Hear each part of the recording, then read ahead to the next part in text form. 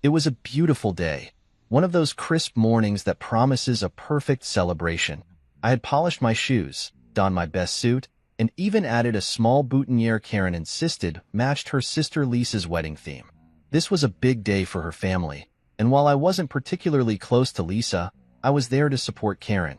When I arrived at the grand venue, a sprawling estate buzzing with guests dressed to impress, my excitement was tempered by a creeping unease. I was proud to stand beside Karen, even if her family treated me like an outsider more often than not. Today, I told myself, was about celebrating love. I approached the entrance confidently, nodding to the security guard at the door as I handed over my invitation. He glanced at it, then at me, and frowned. "Your name isn't on the list," he said flatly. I blinked. "That can't be right. I'm Thomas Reed. I'm Karen's husband." The guard's face didn't change. "I'm sorry, sir. I can't let you in. You'll need to step aside." At first, I thought it was a mistake. Maybe Karen had accidentally forgotten to confirm my attendance. Maybe it was some clerical error. But then I saw her, standing a few feet away with her mother, Vivian. They weren't rushing to explain the misunderstanding or vouch for me.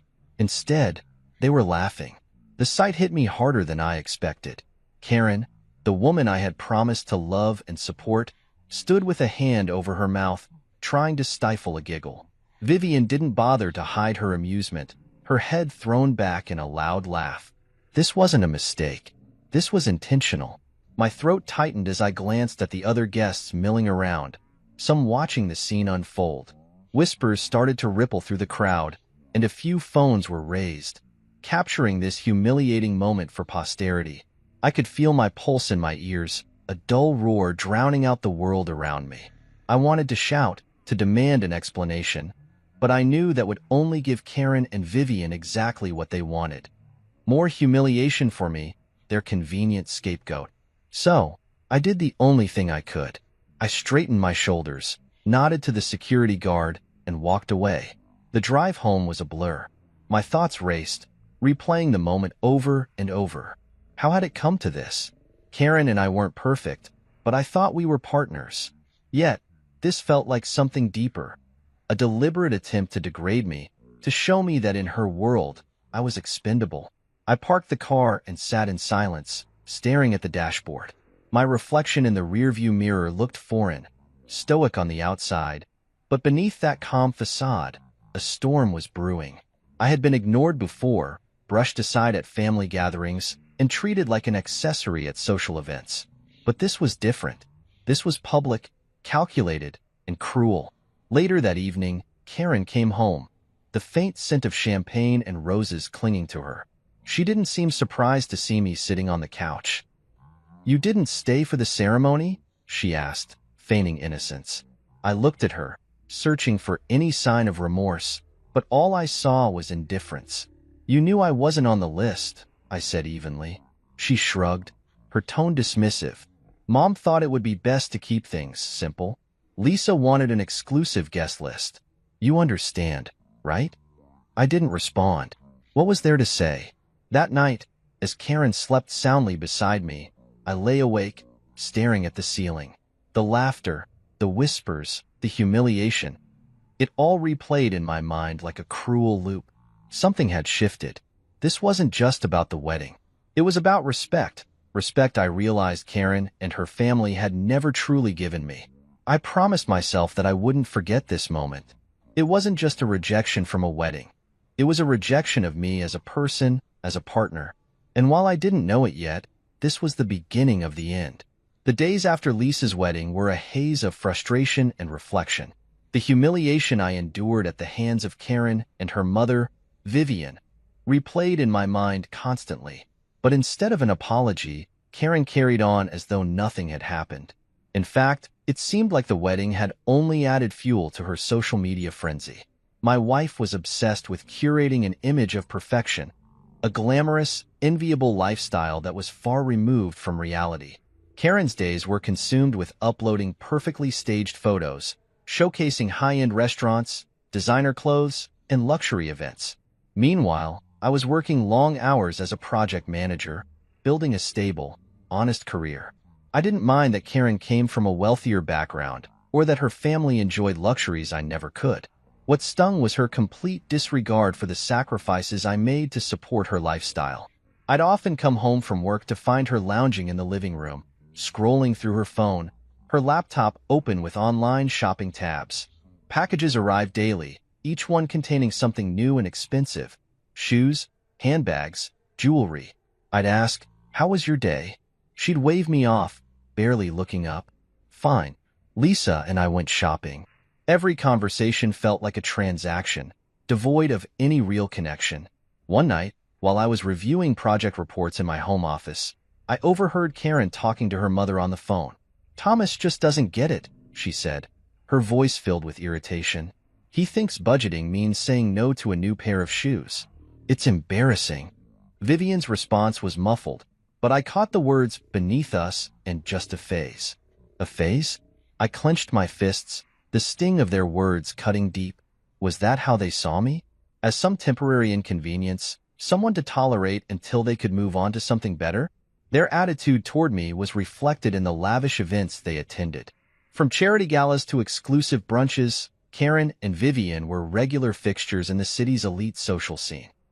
I was rarely invited, and when I was, it was clear they preferred me to stay quiet and blend into the background. The few times I tried to engage, Vivian would cut me off with a patronizing comment, or Karen would steer the conversation back to herself.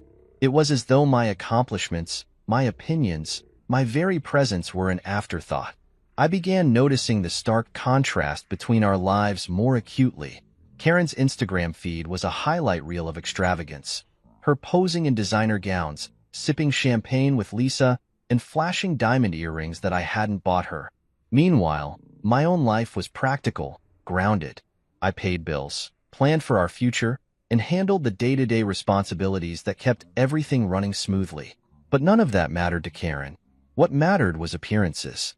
One evening, after Karen had gone to bed, I scrolled through her social media out of curiosity. It was all there, the perfect facade. Caption after caption painted a picture of a flawless, glamorous life. Grateful for this amazing family and all the blessings in life. My face wasn't in a single photo. Not one mention of me or my role in making those blessings possible. Instead, it was Lisa, Vivian, and Karen, smiling at fancy restaurants or lounging on pristine beaches, the captions dripping with self-satisfaction. The breaking point came when I stumbled across a video from Lisa's wedding. It had been uploaded by one of Karen's friends. The video showed me standing at the entrance of the venue, arguing with the security guard. The camera zoomed in on my confused expression as Karen and Vivian laughed in the background. The caption read, "When you don't belong at the VIP table, face with tears of joy, #awkward moments." My blood boiled. This wasn't just neglect or indifference. This was intentional, public humiliation. I closed my laptop and sat in silence, the weight of it all pressing down on me. Karen and I had once dreamed of building a life together, but now it felt like I was a mere footnote in her pursuit of social validation. The contrast between our worlds was glaring, and for the first time, I realized just how far apart we had grown. I wasn't angry about her wealth or her family's affluence. I was angry that I had been reduced to a joke, a pawn in her quest for appearances. As I lay awake that night, staring at the ceiling, a thought occurred to me. How long could I keep living like this? Tension had a way of creeping into my marriage with Karen, slowly but relentlessly, until it became the defining feature of our lives. The more time passed, the more I noticed the distance between us. It wasn't just physical. It was emotional, intellectual, and even spiritual. Karen's obsession with maintaining her social status became all-consuming. Her days revolved around glamorous outings, orchestrated photo shoots, and endless conversations with her mother, Vivian, about the latest trends and upcoming events. And then there was me, the husband who didn't quite fit into her picture-perfect world. It wasn't always like this. I remembered a time when Karen and I laughed together, dreamed together, and talked about building a life that was ours. But those days felt like a distant memory. Now, I found myself watching from the sidelines as she played a starring role in a life I didn't recognize. The tension came to a head one evening when Karen announced, casually and without preamble, that Lisa's wedding would be the event of the year. "It's going to be incredible," she said, scrolling through her phone as she reclined on the couch. Lisa's pulled out all the stops: celebrity chef, live orchestra, the works. I nodded, trying to engage. "Sounds impressive. Are we doing anything to help with the preparations?" Karen barely looked up. "Oh, Lisa's got it covered. Besides, you wouldn't really be involved in the planning. It's more of a family thing." I frowned. I thought I was family. Karen waved her hand dismissively. "You know what I mean." Her words stung more than I cared to admit. That was the thing about Karen. She didn't always need to say something outright to make her feelings clear. To her, I wasn't really part of her family. I was a convenient accessory, someone to pay the bills and provide stability while she pursued her curated version of perfection. As the wedding day approached, the cracks in our relationship became impossible to ignore. Karen spent hours on the phone with Vivian and Lisa, discussing every detail of the event. The guest list, the decorations, the menu. It was all carefully orchestrated to impress. I was rarely included in these conversations. When I tried to join in, Karen would brush me off with a quick, "Don't worry about it," or "This isn't really your thing." It wasn't just the wedding that caused tension. Karen's social media presence had become a point of contention as well. One evening, I glanced at her phone as she posted yet another picture of herself in a designer dress. The caption read, "Grateful for this fabulous life and the amazing people who make it possible." Amazing people? I couldn't help but wonder if I even made the list. The distance between us grew wider with each passing day. Conversations became strained, our shared laughter a distant memory. I felt like I was living with a stranger, someone more concerned with likes and comments than the man she had married. The final straw came during a family dinner a week before the wedding. Vivian was holding court, as usual, regaling everyone with tales of Lisa's extravagant plans. "This wedding is going to be talked about for years," she said with a self-satisfied smile. "It's a real family affair." I raised an eyebrow. "Doesn't seem like I've been involved much in this family affair." The table went silent for a moment before Vivian laughed. "Oh, Thomas, don't take it personally. This is Lisa's day. You're more of a behind-the-scenes kind of guy." "Behind the scenes?" Karen chuckled along with her mother, and I felt my stomach twist. It wasn't just what they said. It was the way they said it, as though I didn't belong. That night, Karen and I argued for the first time in months. "Why do you let them treat me like this?" I demanded, my voice shaking with frustration. "Like what?" Karen shot back. "They don't mean anything by it. You're just overreacting." "Overreacting?" I said, incredulous. "Karen, I'm your husband. I should feel like I'm part of your life, not some outsider." She sighed, exasperated. "You're making this into a bigger deal than it needs to be. Can't you just let it go?" Let it go. I didn't say anything else that night. What was the point? Karen had made it clear where her priorities lay, and I wasn't one of them. The tension between us was no longer something I could ignore. It had become the defining feature of our marriage, a constant, unspoken presence that colored every interaction. And as Lisa's wedding drew closer, I couldn't shake the feeling that things were about to reach a breaking point. The day of Lisa's wedding had finally arrived. It was all anyone in Karen's family could talk about for weeks. The high-profile guest list, the glamorous venue, the endless luxuries that only someone with Vivian's influence could orchestrate. For Karen, this was more than a family celebration. It was a chance to flaunt her status, to step into the spotlight and bask in the admiration of the elite. For me, it was something entirely different. I dressed carefully that morning, pulling on the tailored suit Karen had picked out for me months earlier. The memory stung now, as I realized it was more about how I'd look in photos than any actual consideration for me. Karen was already gone by the time I finished getting ready. She left early to help Lisa with last-minute preparations, though help likely meant sipping champagne and posing for pre-ceremony pictures. I followed behind in my car, my nerves building with each mile. After the tension of the past few weeks, I hoped that being present at the wedding might help bridge the growing gap between Karen and me. When I arrived at the venue, it was every bit as opulent as expected. A sprawling estate with manicured gardens, fountains glistening in the sunlight, and valets darting between luxury cars. Guests in designer dresses and tailored suits milled about, their laughter and chatter filling the air. I approached the entrance, where a stern-looking security guard stood with a clipboard. "Name?" he asked curtly. "Thomas Reed," I replied, offering a polite smile. The guard scanned his list, his brow furrowing. "You're not on here." For a moment, I thought he must have made a mistake. "That can't be right," I said. "I'm Karen's husband. I was invited." The guard's expression didn't change. "Your name isn't on the list. I can't let you in." I glanced around, searching for Karen or anyone who might vouch for me. That's when I saw them. Karen and Vivian standing a few yards away, watching the exchange with thinly veiled amusement. Karen turned to her mother and said something, and they both laughed. My stomach dropped. This wasn't a mistake. This was intentional. I tried to reason with the guard one last time. "Please, can you check again? This has to be an error." But his tone remained firm. "I'm sorry, sir. You need to step aside."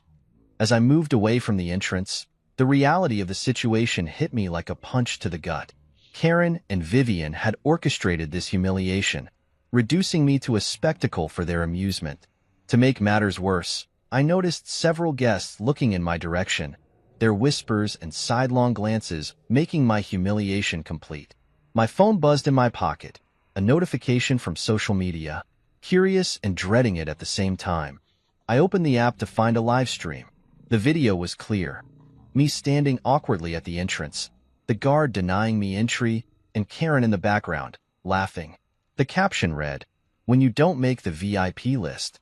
Face with tears of joy #awkward husband moments." My heart raced as I stared at the screen, my face heating with anger and shame. They hadn't just humiliated me in front of their friends and family. They had broadcasted it to the world.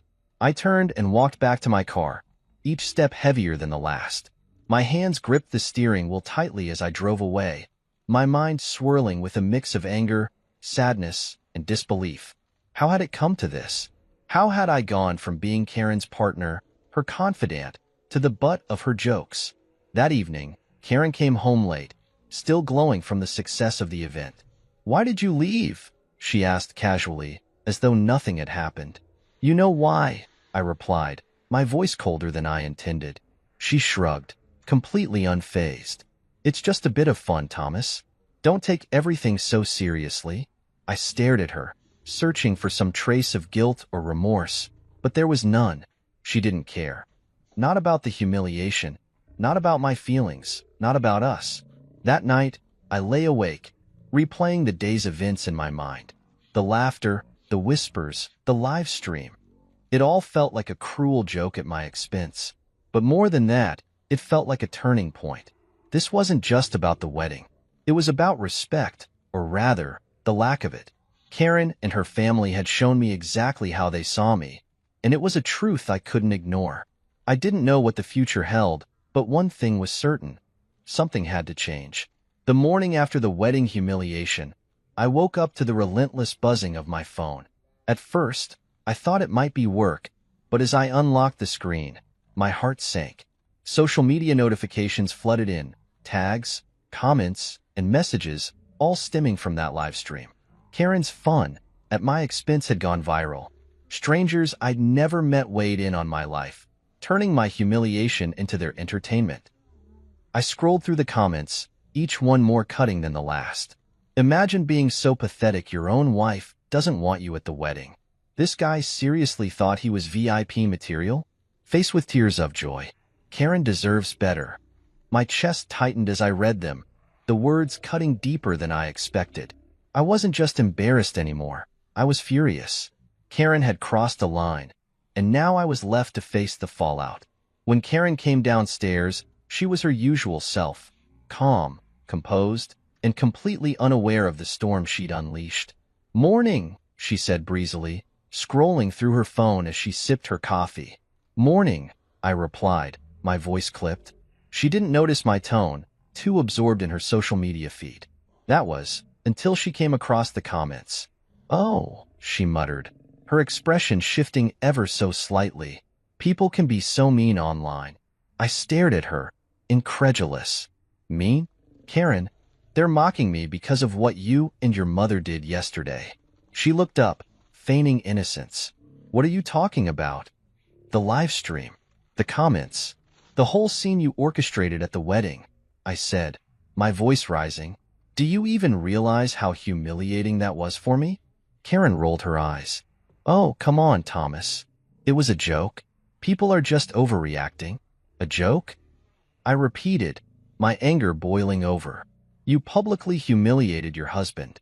How is that a joke? Karen sighed, clearly annoyed. You're being dramatic. If you can't handle a little harmless fun, that's on you. I clenched my fists, struggling to keep my composure. It was clear Karen didn't see, or didn't care about, the damage she had done. Harmless fun, I said, my voice steady but cold.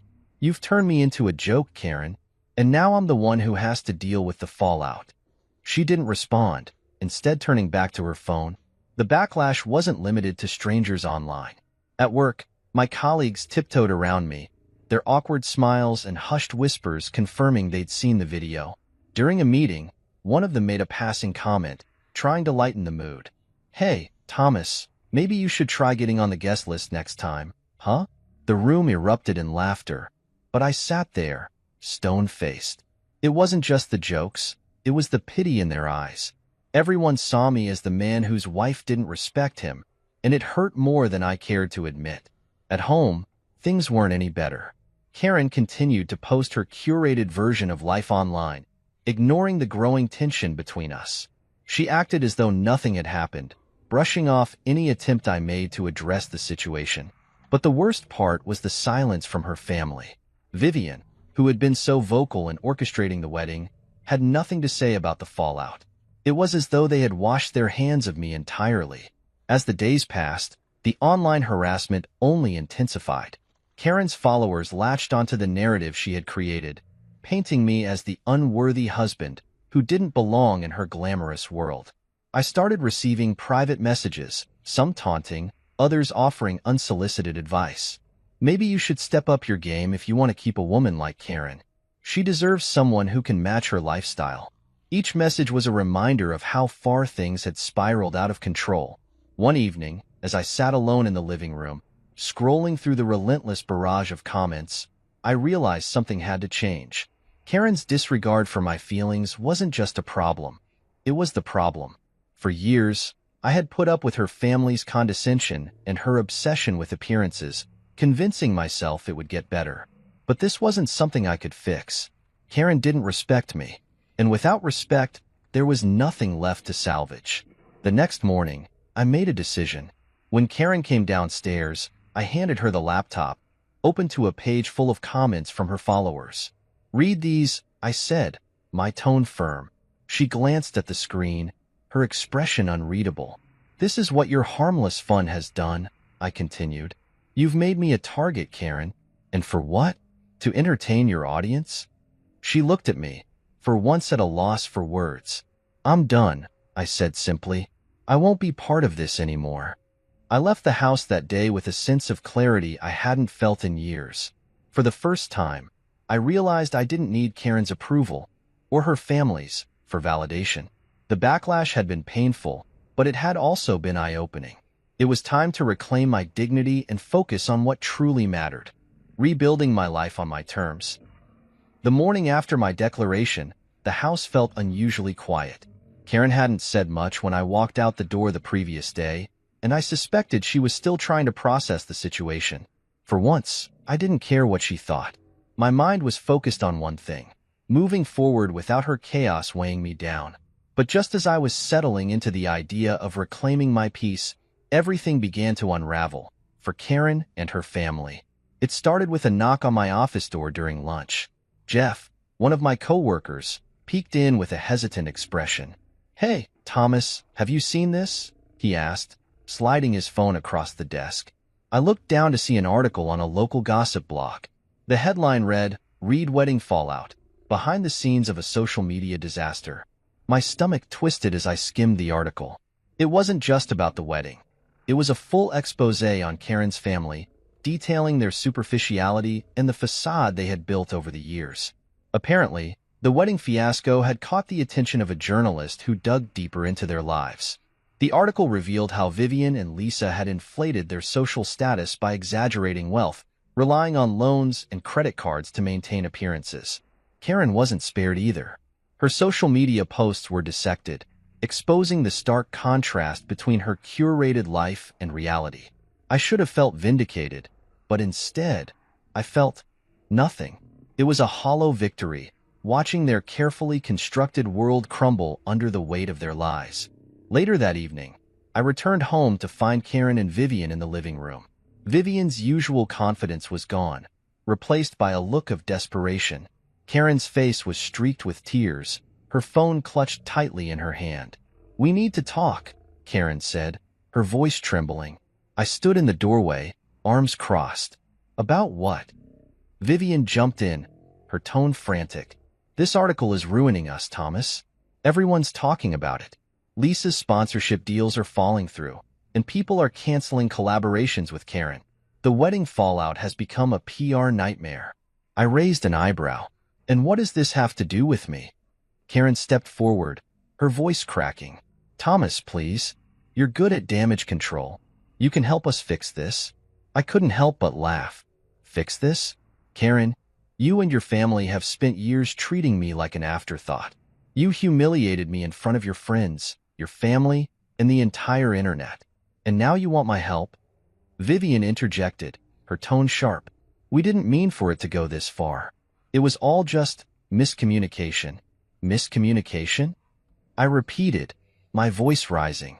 "You orchestrated my public humiliation. That wasn't a miscommunication. It was deliberate." Karen broke down, tears streaming down her face. "I made a mistake, okay? I didn't think it would end like this. I didn't think—" "You didn't think," I interrupted. "That's the problem, Karen. You never thought about how your actions would affect me.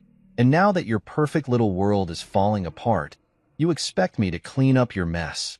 She opened her mouth to respond but stopped, realizing there was nothing she could say to justify her actions. The fallout extended beyond their social circles. Vivian revealed that creditors were calling, demanding repayment for the loans used to fund Lisa's extravagant wedding. The vendors were threatening lawsuits after not receiving full payment. "Thomas," Vivian pleaded, "you have connections. You could talk to them, negotiate something." I shook my head. "No, Vivian. You and your family made this mess, and you'll have to deal with the consequences. I'm done being the person you walk all over whenever it's convenient." The desperation in the room was palpable.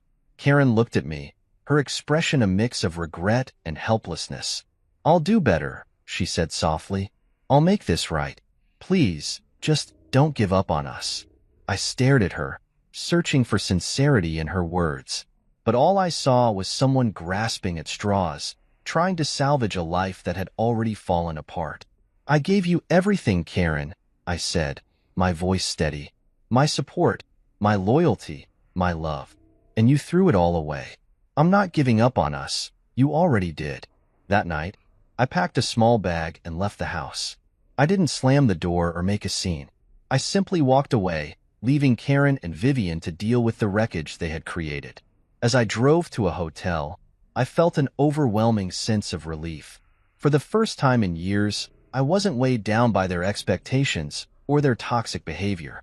The fallout from the wedding had exposed the truth about Karen and her family, and it was clear they were more concerned with saving face than making amends. But I wasn't their scapegoat anymore. I thought I had seen the worst of it. The humiliation at the wedding, the social media fallout, and Karen's hollow apologies were enough to make me believe that nothing else could shock me. But as I moved forward, trying to put distance between myself and her family's chaos, I stumbled upon truths that made everything I'd endured seem like the tip of the iceberg. It started with an unexpected phone call. "Thomas," a voice said hesitantly, "this is Melissa, Lisa's former event planner." I frowned. "Former?" "Yes," she sighed. "I resigned after the wedding fiasco, but I wanted to reach out because, well, you deserve to know what really went on behind the scenes." I gripped the phone tighter. "Go on." Melissa proceeded to unravel a tangled web of deceit and manipulation. She told me about the lavish expenses for Lisa's wedding, expenses that Karen and Vivian had justified as necessary to maintain their image. But what struck me most was how these expenses were funded. The money didn't come from Vivian, Melissa revealed. Karen borrowed against your joint accounts. She didn't tell you? My stomach churned. Karen had drained our savings to fund a spectacle that I wasn't even allowed to attend.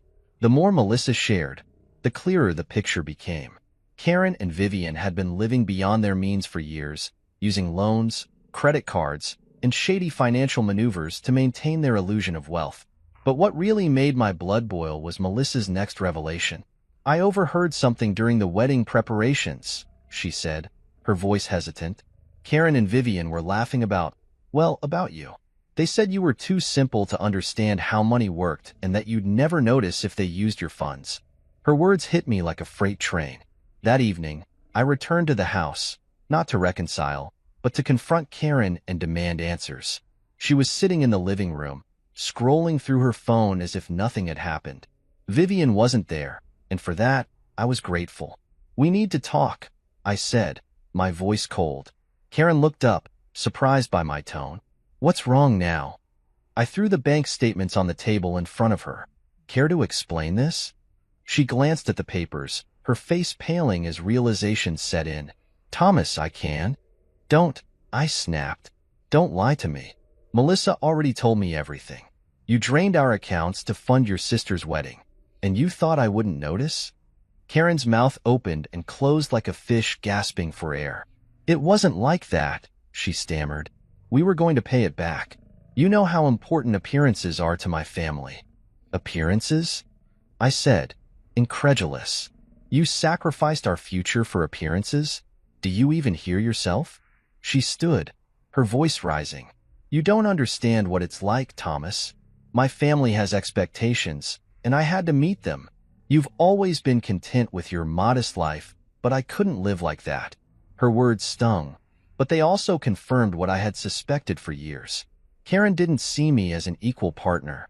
To her, I was a means to an end, a convenient provider who could be discarded when I no longer served her purpose. You used me, I said quietly. Not just my money, but my trust, my love, everything. And for what? To impress people who don't even care about you? Karen's composure cracked. Tears welled in her eyes, but I didn't feel any sympathy. The final blow came when I confronted her about the live stream and her mother's involvement. Was humiliating me at the wedding part of your grand plan too? I demanded. She hesitated, which was all the confirmation I needed. It wasn't personal, she said weakly. It was just fun. People like that kind of drama. I shook my head in disbelief. You humiliated your husband for social media clout. Do you even hear how ridiculous that sounds? Karen broke down, sobbing. I didn't mean for things to get this bad. I was just trying to keep up, to make things work. Her tears might have moved me once, but not anymore. I don't care about your excuses, Karen, I said firmly. You betrayed me, and you betrayed this marriage. There's nothing left to salvage.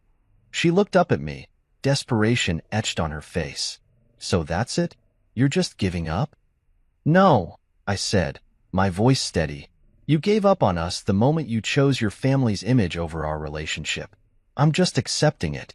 I packed the last of my things that night, determined not to look back. As I drove away, I felt a strange mix of emotions. Anger, sadness, relief.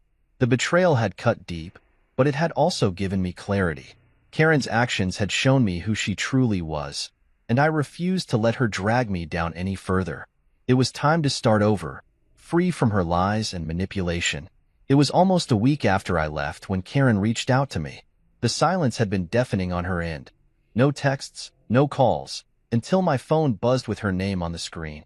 For a moment, I considered ignoring it, but something in me decided to pick up.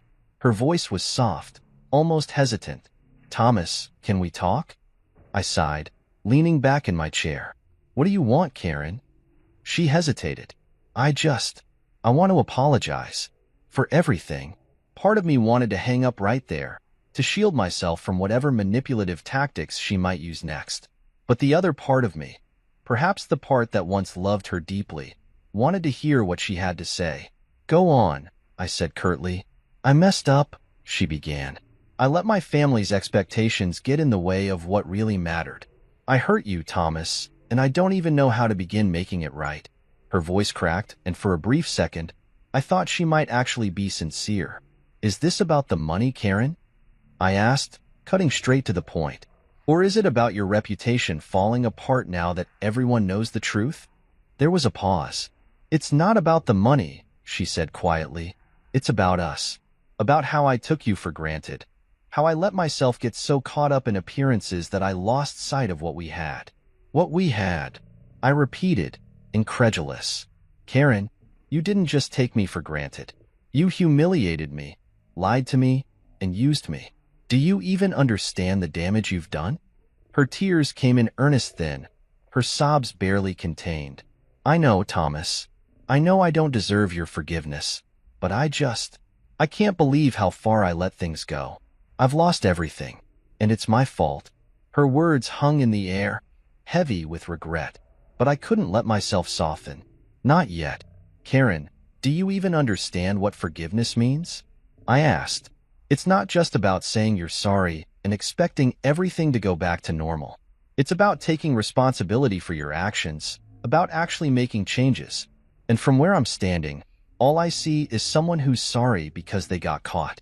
She was silent for a long moment, and I could hear her steadying her breathing. You're right, she admitted. I haven't earned your forgiveness. And maybe I never will. But I need you to know that I'm going to try. I'm going to make things right, even if it's too late for us. For the first time, her words felt genuine. But that didn't mean I was ready to let her back into my life. Karen, I said, my tone softening slightly, I appreciate the apology. I really do. But you need to understand that this isn't something you can fix with words. You broke my trust, and that's not something I can easily get back. I know, she whispered. I just wanted you to know that I'm sorry. For everything. I sighed, feeling a twinge of sadness despite my resolve. I hope you mean that, Karen. I really do. But forgiveness doesn't mean going back to the way things were. It means moving forward, separately. After I ended the call, I sat in silence, reflecting on everything that had led to this point. Karen's apology had felt sincere, but sincerity wasn't enough. She had made her choices, and now she had to live with the consequences. For me, the apology wasn't closure. It was confirmation that walking away had been the right decision. That night, I slept more peacefully than I had in months. Karen's apology, while appreciated, didn't change the fact that I had a new life to build. A life free from manipulation, humiliation, and toxic relationships. And for the first time in a long time, I felt hopeful about the future. The day after Karen's apology, I felt a strange sense of peace. Not because her words had magically mended everything, but because I knew I was no longer tethered to her chaos. The weight of her manipulation and my constant attempts to hold our marriage together were gone, and in its place was a quiet clarity. For the first time in years, I focused solely on myself. I started small, tackling the things I had neglected in the wake of our crumbling relationship. My apartment, a temporary refuge after leaving the house, was bare and impersonal, but I began making it my own. A few framed photos, a comfortable couch, and a new coffee maker were simple additions, but they felt like steps toward rebuilding a life that was mine. Work became my sanctuary. As a project manager, I thrived on structure and progress, and throwing myself into my career helped me regain a sense of control. My coworkers, once hesitant to approach me after the wedding debacle, started treating me with a newfound respect. Maybe it was because I carried myself differently, no longer weighed down by Karen's dismissive comments or Vivian's judgmental stares. One afternoon, Jeff, the coworker who had shown me the article about Karen's family, stopped by my office. "Hey, Thomas," he said, leaning against the doorframe. "You seem different lately. Happier, maybe?" I smiled.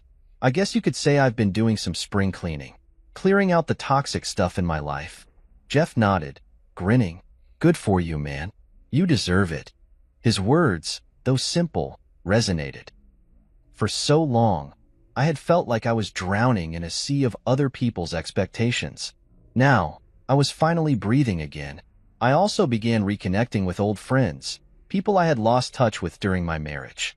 Karen had always discouraged me from maintaining those relationships, dismissing my friends as too ordinary for her taste. One evening, I met up with an old college buddy, Marcus, at a local bar. "You look good, man," Marcus said, clapping me on the shoulder. "Better than the last time I saw you." "Thanks," I replied, sipping my beer. "It's amazing what leaving a toxic situation can do for your sanity." Marcus chuckled. "Well, here's to new beginnings." We raised our glasses, the clink of the toast feeling like a symbolic moment. As the weeks turned into months, I noticed more changes, not just in my surroundings, but in myself. I started running again, something I hadn't done since Karen dismissed it as a hobby for people who can't afford gym memberships. The rhythmic pounding of my feet on the pavement became a form of therapy, a way to process everything I had been through. I also rediscovered my love for photography, dusting off my old camera and venturing out to capture sunsets, cityscapes, and candid moments of life around me. Each photo felt like a snapshot of my journey, proof that I was moving forward, one step at a time.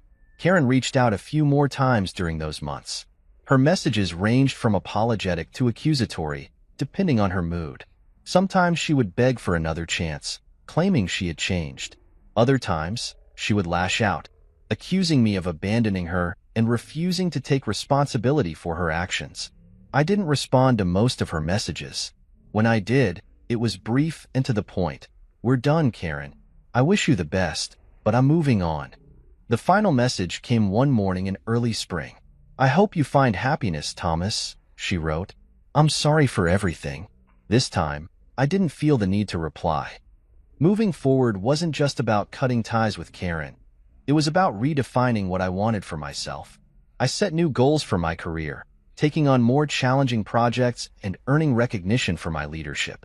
I started traveling, visiting places I had always dreamed of but never prioritized. In the process, I met new people who valued me for who I was, not for the image I projected. One of those people was Clara, a photographer I met during a local art exhibit. She was vibrant, down-to-earth, and completely uninterested in social media clout or superficial appearances. Our connection was easy, unforced. Over coffee one evening, she asked me about my past. I hesitated, unsure how much to share, but her genuine curiosity made me feel safe. "I've been through some interesting times," I said, smiling wryly. She laughed. "Haven't we all? The important thing is where you are now." Where I was now, I realized, was a far cry from where I had been. That night, as I stood on my apartment balcony, looking out at the city lights, I felt a sense of contentment I hadn't experienced in years. Karen and her family had once dominated my life, their expectations and judgments shaping every decision I made. But now, they were just a chapter in my story, a chapter that had taught me valuable lessons about self-worth and resilience. Moving forward didn't mean forgetting the past. It meant learning from it, growing stronger because of it, and using those lessons to build a future that was truly mine. Months had passed since I walked away from Karen and the life we had built, or rather, the life I had sacrificed to maintain while she focused on appearances. In that time, I had discovered a sense of freedom and peace that felt almost foreign after years of living under the shadow of her family's expectations. This wasn't just a new chapter. It was an entirely new book. My days were no longer filled with the tension of trying to measure up to someone else's version of success. Instead, I woke up each morning with a sense of purpose that came from pursuing things that genuinely mattered to me. The apartment I had once considered a temporary refuge was now my sanctuary. I had filled it with pieces of myself, photos from my travels, mementos from new experiences, and the kind of cozy, lived-in charm that Karen would have deemed ordinary.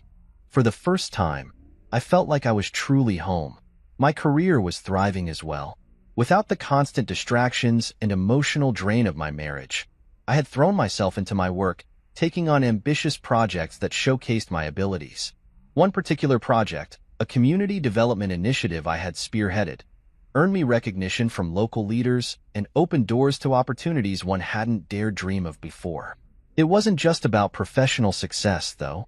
It was about proving to myself that I was capable of greatness, regardless of what Karen or her family had thought of me. Then there was Clara. Our friendship had grown naturally over the months, evolving into something I hadn't expected but deeply appreciated. She had a way of seeing the world, and me, that felt refreshing and real. She didn't care about my past failures or the scars left by my marriage. To her, I was just Thomas, a man rediscovering himself, learning to laugh again, and finding joy in the simple things. One evening, as we walked along the waterfront, Clara turned to me and said, "You seem lighter these days. Happier." I smiled, feeling the truth of her words. "I think I finally am." Karen had reached out a few more times since her final apology, but I never responded. It wasn't out of anger or bitterness. I had simply moved on. Forgiveness didn't mean reconciliation, and closure didn't require a conversation. I had given her enough of my time, my energy, and my heart. It was time to reserve those things for myself and the people who truly valued them. One afternoon, I found myself scrolling through an online article about Lisa's wedding fallout. The headline read, "The Rise and Fall of Social Media's Perfect Family." It was a thorough exposé detailing the financial ruin, reputational damage, and personal struggles that had followed the wedding debacle. Karen's name was mentioned briefly, her image reduced to a footnote in her family's public implosion. I closed the tab, feeling no sense of schadenfreude, just a quiet relief that I was no longer part of their story. The true turning point came on a sunny Saturday morning. I was sitting on my balcony, sipping coffee and flipping through a travel magazine, when a thought struck me. I was free. Truly, completely free. I could go anywhere, do anything, and build a life that was entirely my own. That realization was both exhilarating and humbling. Over the next few weeks, I began planning a trip, a journey that would take me to places I had always dreamed of visiting but never prioritized. Clara, ever the adventurer, offered to join me for part of it, and I eagerly accepted. The trip felt symbolic, a physical representation of the emotional journey I had been on since leaving Karen. It wasn't about running away from the past. It was about embracing the future with open arms and an open heart. As I stood in the airport, boarding pass in hand, I glanced at my phone one last time. There were no messages from Karen, no lingering ties to the life I had left behind. I smiled, slipping the phone into my pocket and stepping onto the plane. The journey ahead was mine to define, filled with possibilities, growth, and the kind of happiness that comes from living authentically. Karen had once said I wasn't enough, but I knew better now. I was more than enough, and I didn't need anyone else to validate that.